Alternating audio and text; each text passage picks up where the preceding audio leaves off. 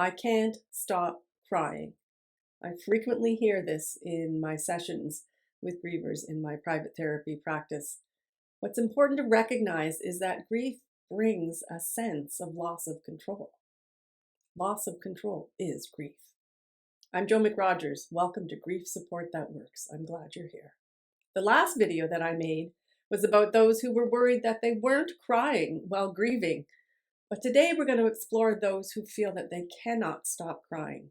It leaves a sense of loss of control and vulnerability. Grief is sneaky, and there are times, especially at the beginning of the grief, that it will demand all of your attention. If you are one who expresses through your tears, you can expect to be crying more often.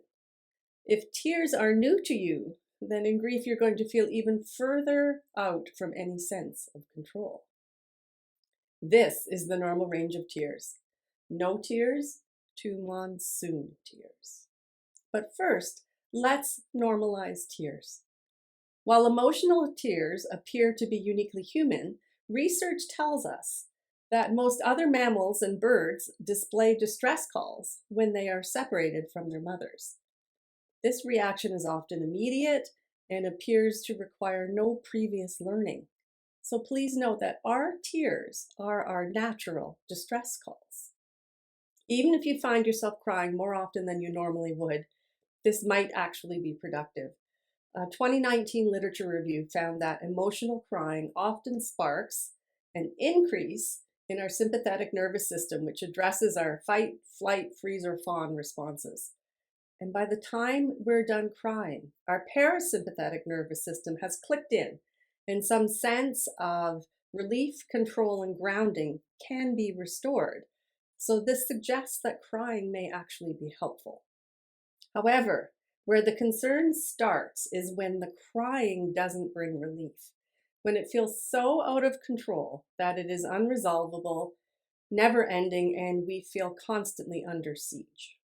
When this happens, we start associating our tears with fear, with loss of control, and with being powerless. This is the burden to address. It is not the tears. The burden to address is grounding. So first, don't fight the urge to cry. Telling yourself not to cry or to calm down never results in not tearing up or being calm. The trick is to be with your immediate emotions. Don't try to talk yourself out of crying while it's happening, but do meet it with a routine that you have created that can invite in closure to the expression of the tears. It can be walking or singing, a playlist, or some journaling. Please experiment with what you do have control over. Practice associating crying with relief. Next is breath work. Breath work reminds our heads, our hearts, and our bodies that we do have control over a critical function. There are many breathwork patterns. They're easy to research, so please experiment to find one that works for you. Next, grounding rituals can serve us well. Look around the room and name everything that's red. You can also try the 5-4-3-2-1 practice. Name 5 things that you see around you, 4 things that you can touch, 3 things you can hear, 2 things you can smell, and 1 thing that you can taste to help you ground. Do this with a sense of curiosity rather than a sense of judgment.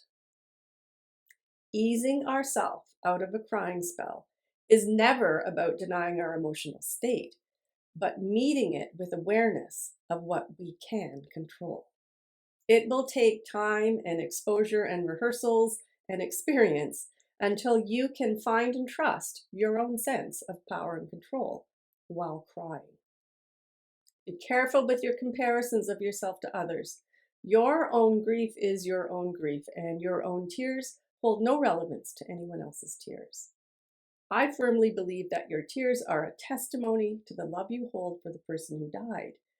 Make the tears work for you. Ground, breathe, honor yourself and your person. I've touched briefly today on some of my suggestions around how to rein in some of the tears that feel like they're never ending. Please leave your comments below so that we can support one another. I know as a community you probably have other suggestions, and it's so important to know that tears are not necessarily negative. A poem titled Bird Wings by the mystic poet Rumi states, "Your grief for what you've lost lifts a mirror up to where you are bravely working. As you are bravely working with your tears of grief, I send to you kind thoughts, kind words, and a kind heart." If you wish to join our private online supportive community, have a watch to the next video. Thank you. Take good care.